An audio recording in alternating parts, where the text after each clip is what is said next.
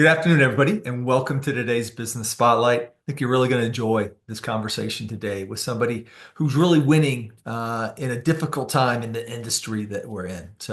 Um, I'm Todd Rodden. I'm a certified business and executive coach. I'm part of Action Coach based here in Southwest Ohio, and we're thrilled to have you join us today.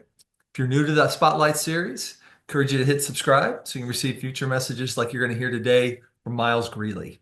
Myles is the founder and CEO of the Greely Group, part of the Keller Williams Community Partners Group here in the Dayton, Ohio area, and really finding ways to win during what's been a challenging time in the housing industry the last few years. So without further ado, Myles, welcome to the Business Spotlight. Take a second, introduce yourself. Tell us a little bit about your realty group and how'd you get started in real estate? Todd, thank you. Thank you so much for that introduction and for having me on. I'm really excited to be here. Excited to tell you a little bit more about my story. And I know you and I know each other, but hopefully we get to know each other a little better today. I can kind of start from the beginning a little bit about my story and how I got into real estate.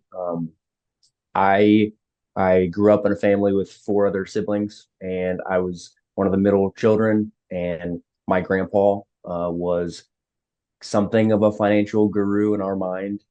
He was very wise with money, and I was the one that, for some reason, took um, you know a liking to what his interest was, which was financial money management and investments and just some things like that. And so growing up, me and my mom and my grandpa, we talked about money a lot, actually. And so it wasn't a topic that I was shy about, growing up in a smaller town and with a larger family. We were, there was a wide stretch of time that my family occupied the school. My siblings occupied the small school there, and so it was fun growing up playing sports, and that was really what was most important. And then that became college sports, and then kind of had to understand my identity when sports weren't the thing anymore. Right? That's not what I was doing full time. Now I had to kind of get a job and understand what it looked like to be an adult in today's world. And I went to Cedarville University. I studied finance and accounting there. And I find one of the biggest blessings in my story as I look back, my career, is that during an internship between my sophomore and junior year, I was working with some other people that were recent graduates, and they were actually investing in real estate.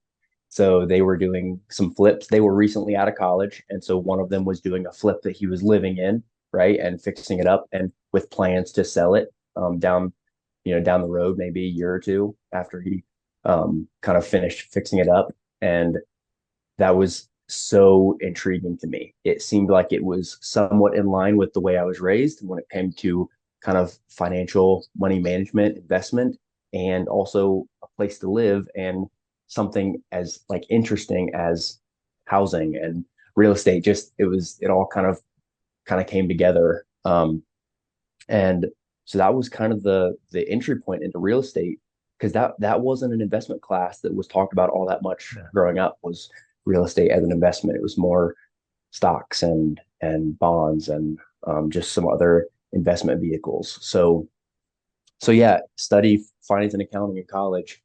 That love of kind of understanding money and the flow of money and how it works for business was it stuck, you know. So then I did a few years in banking at the beginning of my career, right after college, and then I did a few years in healthcare on the finance side, 3 years, and all the while after I was in college at this internship where I was kind of rubbing shoulders with these people that were doing some real estate investing. I knew that when I got out of college, I was going to house hack. So that was my first real estate investment. Was after college, I needed a place to live, and I found a triplex to buy. So me and my new wife at the time, instead of going and finding an apartment to rent, we bought one that had a couple other renters in it too. Yeah, nice. Um, so it was really fun, and that love for real estate and specifically real estate investing was the entry point into real estate and how it came into my life. And it was ultimately how I got to where I'm at. Well, take a minute and tell us a little bit about kind of your current group, the Greely Group, and kind of who your target customers are here in the region. Yeah, of course. Yeah. So having the background in investing, we continued to grow our rental portfolio and got to the point where that could kind of take care of us. We at the time, then, after a few purchases, we had our first daughter and, um, you know, got to the point where we could cover our monthly expenses from the rental properties. So I was working corporate at the time and tried to understand what was going to be the best fit for me kind of moving forward because I realized that I never worked harder for my boss than I did for myself finding the next rental property to purchase. So it was a clue into the entrepreneurship that was inside of me. And so after kind of analyzing a few small businesses, a few franchises. Ultimately, I had a buddy that he had some success as a realtor, and he said, "Get your license and just see what happens. You already know the investment side of it. Let's see if you could just help investors if you wanted to." Well, really getting into my ideal client, I helped one of our friends at the time who had bought kind of a starter house, right? And they were planning a family. They had actually had their first boy and had plans to have a couple more kids. And I helped them find a larger house than the one they were in a slightly different city with a different school district as they prepared for their kids to be in the local public school. And we sold their starter house. And so people in my specific stage of life where they're having kids, they're expanding their families, that's really the ideal client for me because that's where I am. That's who I understand the best. Those are the people that I connect with the most, are the people that are looking to increase their world and make their world bigger by growing their family. And now, and a lot of those are somewhat younger professionals, maybe 5 to 10 to 15 years into their career, and they're figuring out like what the long term looks like for them. And I love helping people in that specific situation.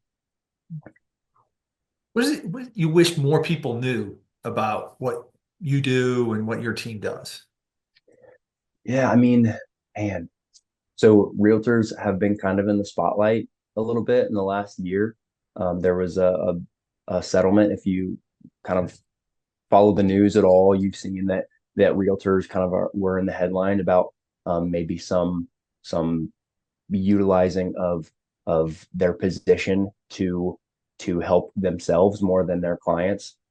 That was a very small group of people that were, I think, doing that, and then we all kind of got lumped in. And I think understanding the value that we provide, it's our job to explain and to show our value, but ultimately understanding how a transaction works, that's what I want people to come away from a conversation with me knowing is they feel like they just learned something. They feel like, okay, this is someone that's actually going to go out and hustle and make movement to achieve my goals or help me achieve my goals. So that's, I mean, typically my first conversation with a prospective client has to do with their goals, right? What are they looking to achieve? And then how can me and with my skill set help them to achieve those goals? So, yeah, it's a service based business, and there are a lot of us out here, and I think it's the ones that are actually kind of grinding and have maybe a combination of experience and hustle that are gonna kind of rise to the top. So that's who I'm trying to continue to be. Well, hey, yeah, building on that, spot on. Hey, the last couple of years have been kind of tough in housing, anything related to housing, where the market generally is. Plus, just some other changes happening with the real estate kind of compliance and market as well. So, but you've continued to grow through that time while many others have kind of stepped to the side in the marketplace. So you talked about experience and hustle. Maybe go a little bit deeper. What's your hustle factor that's helping you win? Yeah, I mean, it's good question. So I remember when I was first in this business, hearing someone quote the founder of the brokerage company that I work for, which is Keller Williams.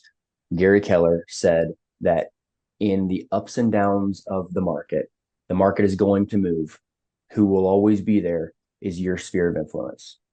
So, who are the people that know, like, and trust you? Who would be in your network, right? And now, how can you love on those people? Because it really doesn't take a lot of people to be your fan base, your kind of small sales team to Hmm. then be able to be successful in this business. It takes, I mean, my business specifically has thrived off of referrals. So I try to love people really well and have deep relationships with people. And now they they they trust me from that relationship, right? They know that I'm not out trying to do anything harmful to them, but more so help them. So if I help enough people, and that's a quote too, is that if you help enough people, the money will come, right? If you're genuinely serving and helping enough people, well, that's been my focus. I mean, when I was first getting started, it was so much more about meeting new people and providing a really great service. And then from that, the money came and experience came, which was the much more valuable thing. So hopefully that answers your question. Okay, yeah, no, especially in this market. I was curious, as you try to build those sphere of influence, those key kind of strategic referral relationships, what are those keys to getting that level of trust? Yeah, I think we try to add value to people in unique ways. And so one of the ways is by always having something fun going on in our world, right? Whether that is a spotlight of a local business and how can we highlight that local business and essentially help them to where it's telling our people about this thing that we see and we've experienced and that we love, and now how can we help them to experience it? And usually it looks like we're giving either a gift card or a class or a free window washing or a free power wash, something that we have experienced something good and we want other people to experience that good thing too. And now that's a way that we can add value to their life is by sharing good things with them. Okay. Yeah, I've seen you do that personally, right? On a couple different occasions. So kind of that Yeah. unique, provide value, and hey, you'll build that trust over time. Yeah. I think so. I think it So helps. so been in a few years now. We talked already about some more recent challenges, but is there a challenge that stands out in the past that you had to overcome, and what did you learn from that? So I have a team, right? So I started this team. I brought on one full-time administrative staff. She is now our director of operations. She's stuck with me since 2021 through kind of just some craziness. And um, then we have another full-time admin who is licensed and kind of focused more on helping the dot the I's and cross the T's of a transaction. And then we've got two other agents besides myself on the team. So kind of building a team culture when your team works remote is has been a challenge. I think that still remains to be a challenge. Um, but a few things that we've done to try and overcome that challenge is having regular get-togethers. How can we see each other and be face to face on a basis that will allow essentially our relationships and our connection to grow within the team because the focus can be it can be much easier to focus on how can we build connections outside of our team to then grow our business than it is to have genuine meaningful connection within the business, right? Because it's kind of like marriage, right? Like it's easy to focus on the goal of where you're heading, or maybe it's the focus on your kids, but like the unit that is marriage, that covenant that is your relationship has to be focused on too, right? Like the Yeah. deeper that connection is, the better the other connections around you are going to be because you're going to have more to give to them. So are those get-togethers more kind of meetings, or are those more like fun team building kind of stuff, or a blend? Yeah, it's a good mixture typically. Usually there's some sort of a game, there's always food, and there's always some productive business talk too. So whether it means we're going out to dinner to celebrate the end of the year or the end of the quarter, or um, going to an event like bowling, or a Dayton Dragons game, or something that is just more purely fun. Um, or if we're getting down to business and we're in a conference room, and all of us are here together and we've got a whiteboard out and we're talking through our marketing strategy and how each one of us can achieve our individual goals that will help us as a team achieve our team goals. That's Mhm. there's kind of a good balance, I think, of fun, strategic. Yeah. So now looking forward, what's the current challenge in front of you that you're trying to solve? Yeah, I think hiring is finding talent, and um, that's a struggle because you know just this is an industry where there's a lot of realtors, right? And so my value to other realtors has to be very clear. Otherwise, it can be easy to focus on the numbers associated with being on a team, right? And why would I give up some part of my commission to be on your team?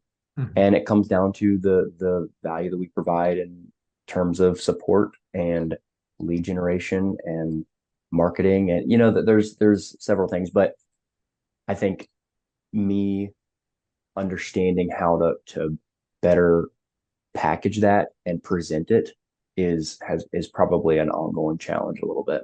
Okay.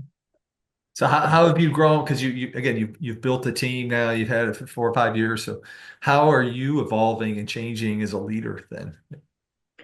Well, the I think the depth and growth of our team is gonna be hampered. It's gonna be stopped by how my depth and my growth go, right? So it's a representation of me as a leader and my personal growth. So I have to always be learning. I have to always be growing. I mean, there are a few things that I make sure I'm always doing, and one is reading some sort of leadership book, reading something more industry specific, and then I mean I listen to a ton of podcasts to just try and stay sharp within the industry, within the local real estate economy, as well as the national, just so that I can be able to relay some of the information that I'm learning to the team, right? Because I need to continue to make my world bigger, and otherwise, they if they see that my world is not as big as what they want for themselves, they're not gonna stick around. So, hey, going deeper there. So, in particular, from a leadership perspective, I'm curious, is there one book or podcast that you think is most influential? And then on the flip side, from an industry perspective, what's been most helpful from a real estate perspective? Yeah, so if you have ever heard of John Acuff, he has a podcast. Yeah, he's an author, and anything that he puts out, I scoop up. I feel like he's been blessed with the ability to take a lot of information, synthesize it, and notice trends in our world and our economy. And I mean, just you know, more so emotional intelligence. I feel like on like is what he preaches, and I know that that's so important in my industry. I know it's not industry specific; it's more just people specific. But in this business, I'm working with people every single day, and so the better I can be at understanding people, understanding why they do what they do. I mean, it's me too, right? Like I'm understanding why I do what I do, and I think he's a great voice in my head when it comes to that. More industry specific. anything that Gary Keller puts out, I have to take in. And because I mean, just like I need to stay growing, or I need to continue growing, and I need to continue expanding my world and my knowledge.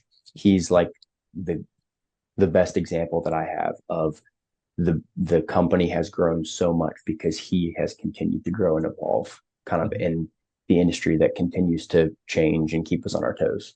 Okay.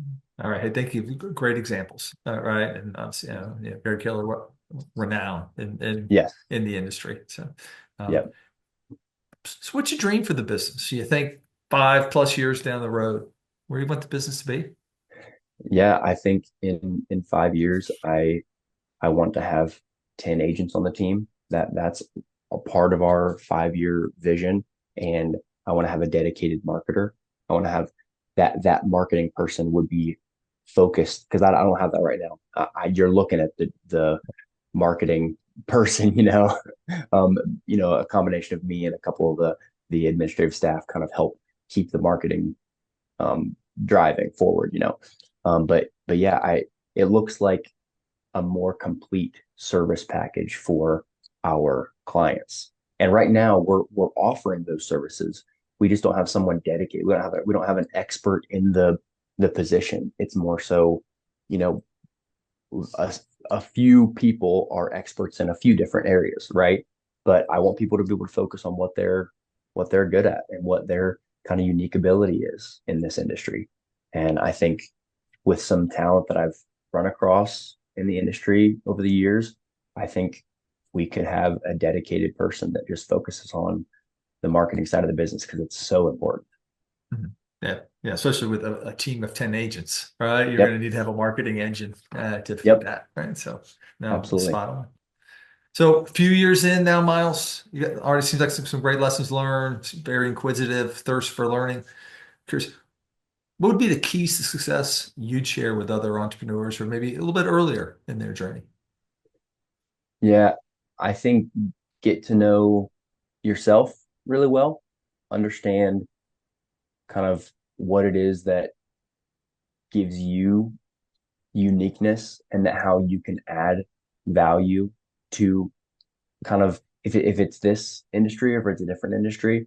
For realtors specifically, I would say understand who are your people, try and find a way to love on your people and deepen those relationships because as I mentioned earlier, you don't I mean, this is a relational business that is so heavily focused on the relationships around you that if you focus on just growing a few, find out who your people are and then find out how to maybe meet more people like that or grow kind of friend relationships to be deeper and your world will expand as you go deeper with the people around you. Mine has. Good. Wise words. Thank you. Appreciate that. Yeah. So as we look to wrap up here, our time flies by. Miles, what are Yep. the best ways for folks to stay connected with you and the Greely Group going forward? Yeah, so we're on every social media platform.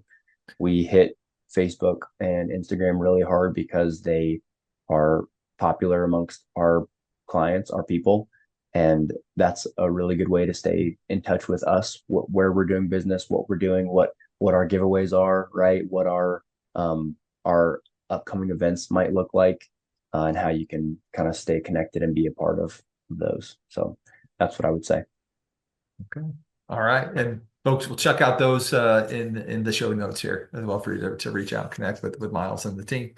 So Miles Greeley, what are you inspired by today? Man, so we always talk about when it comes to goal setting and things like that. What's your big why, right? What is the why that drives you? Because if your why is not big enough, you're going to run out of motivation and you're going to run out of kind of the drive to move forward and continue to grow, right? And every time I go home and I see my little 2.5 year old girl and my 6.5 year old girl and see them and they're learning and they're growing and they're getting so much bigger and I get to hold them and love them and kiss them and laugh with them and that's the why that's in front of me right now is to give them opportunities that I may not have had. And my wife who stays at home with them. I mean, get to see her in the environment of leading them and teaching them, and that's just how I can be supportive to them is what's driving me and what's inspiring me. Okay. Well, it doesn't get any better than that. So your Yeah, precious young daughters, right? And building the world for them. So yeah, Myles Greely, thank you for taking the time to share your story. Lots of great insights for those up and coming entrepreneurs to take note of, and even for those experienced ones. A lot of key points for them to build from as well. So we thank you for sharing your story. And to our viewers, we're grateful to have you join us today. Again, we encourage you to hit the like button on this episode, but also hit subscribe so you can receive future messages in our series from other inspiring leaders, like you heard from Myles Greely, who's him and his team are winning during some challenging times in the marketplace. So with that, we thank you all and have a terrific day.